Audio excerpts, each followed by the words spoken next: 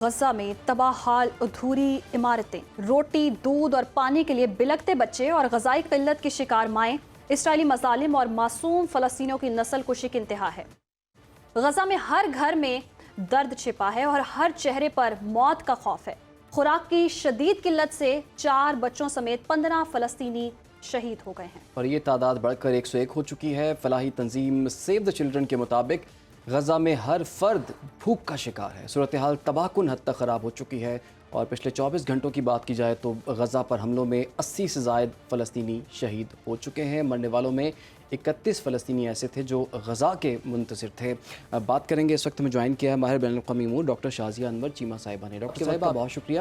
Doctor صاحب، ہر روز ہم یہی بات کر رہے ہوتے ہیں کہ کب جنگ بندی ہوگی، کہیں ایسا تو نہیں ہے کہ انٹرنیشنل کمیونٹی، عالمی طاقتیں اس مسئلے کو اب بھول چکی ہوئی ہیں اور اب کافی دیر ہو چکی ہوئی ہے؟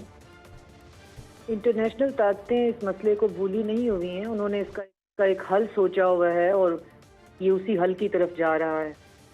اسرائیلی منسٹر بن گوئر نے ایک انٹرویو میں کہا کہ ہبرو میں وہ انٹرویو تھا، اپنے پرسنل جو ڈومیسٹک میڈیا ہے اس کو انٹرویو دیتے ہوئے انہوں نے کہا کہ سٹارویشن ایک بہت بڑا ہماری حکمت عملی کا حصہ ہو سکتا ہے، مگر اس کے آپٹکس بہت برے ہیں۔ یہ بھوک سے مرتے ہوئے بچے جو ہیں اور بھوک سے مرتے ہوئے لوگ جو ہیں وہ ویڈیو پہ اچھے نہیں لگیں گے، بھلے نہیں لگیں گے، تو ان کو اتنا کھانا ہم نے دینا ہے کہ یہ اکٹھے فاقوں سے مرے نہیں۔ لیکن اب دیکھیں کہ اس کے باوجود کھانے کی کیا کوانٹٹی وہاں پہنچ رہی ہوگی کہ فاقوں سے لوگوں نے مرنا شروع کر دیا ہے۔ اور پہلا جو ایک 15-20 لوگ جو ہیں، فاقہ ایک ایسی چیز ہے، دیکھیں امیجن نہیں کیا جا سکتا کہ کتنے دن کی بھوک کاٹ کے اور کس طرح سے سسک کے وہ لوگ اپنی جان دے رہے ہوں گے کسی اور۔ یہ بہت تکلیف دہ موت ہے، اتنی آسانی سے جسم جو ہے وہ جان جسم کو چھوڑتی نہیں ہے، خاص طور پہ بھوک کے معاملے میں تو سوچ کے بھی رونگٹے کھڑے ہو جاتے ہیں۔ لیکن یہ ان کی حکمت عملی کا حصہ ہے۔ جو آپ کا سوال تھا کہ انٹرنیشنل کمیونٹی، تو انٹرنیشنل کمیونٹی بالکل خاموش بیٹھی ہوئی ہے۔ اسرائیل ہیومینٹیرین کیمپس بنا رہا ہے، جس کو جیسے کہ نازیز نے بنائے تھے کنسنٹریشن کیمپ، جوز کو رکھنے کے لیے ہٹلر نے بنوائے تھے، ویسے ہی کیمپ جو ہیں وہ اسرائیل جو ہے اس کے بھی ارد گرد جو ہیں وہ کیمپس، ان کی کنسٹرکشن بھی سٹارٹ ہو گئی ہے۔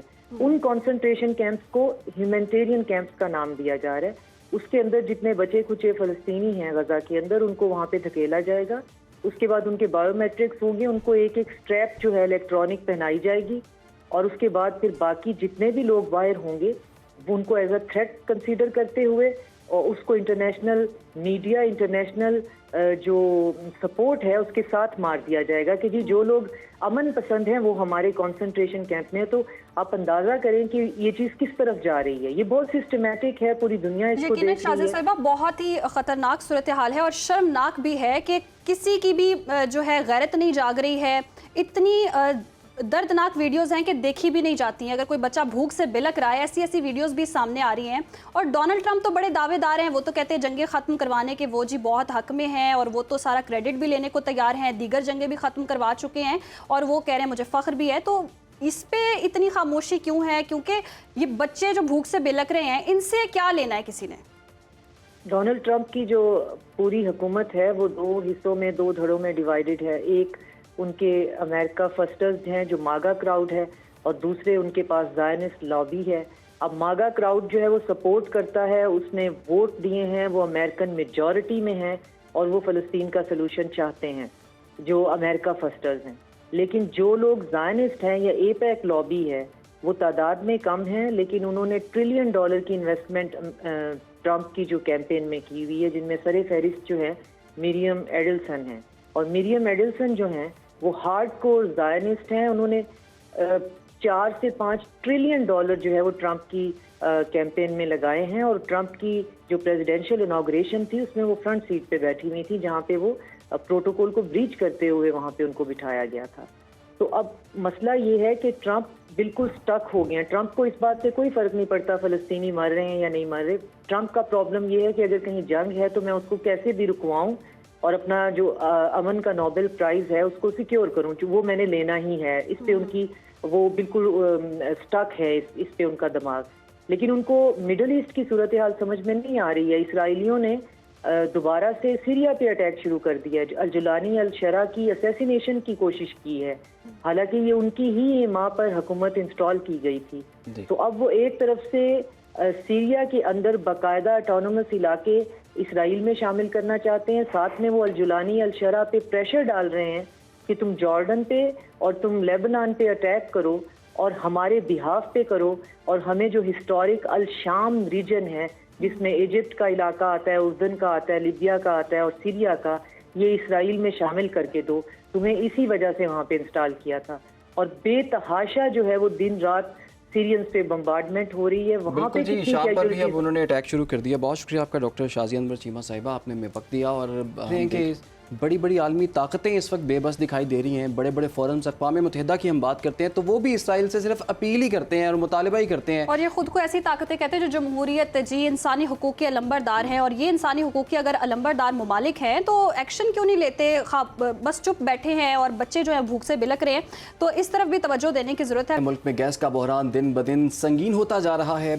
अवाम लोड शेडिंग, महंगाई और हुकूमती पॉलिसियों की वजह से महंगाई की चक्की में पिस कर रह गए हैं। पाकिस्तान में गैस का गर्दिशी कर्जा 2800 अरब रुपए तक जा पहुंचा है, जो मुल्क की तवानाई शोबे के लिए एक खतरनाक हद करार दी जा रही है। इसी पर बात करेंगे। हमें ज्वाइन कर लिया है energy expert doctor Shoaib Ahmad साहब ने।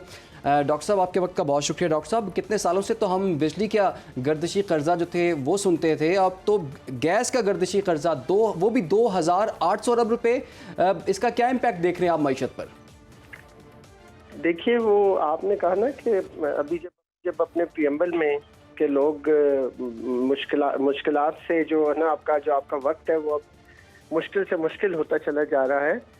मैं तो अब इस चीज़ पे सोचता हूँ कभी कि शायद अल्लाह करे कि कभी कोई खुशी का वक्त भी आ जाए फराज, कि ये जो मुश्किलात भी मिल गई हैं हमें तमन्ना किए बगैर।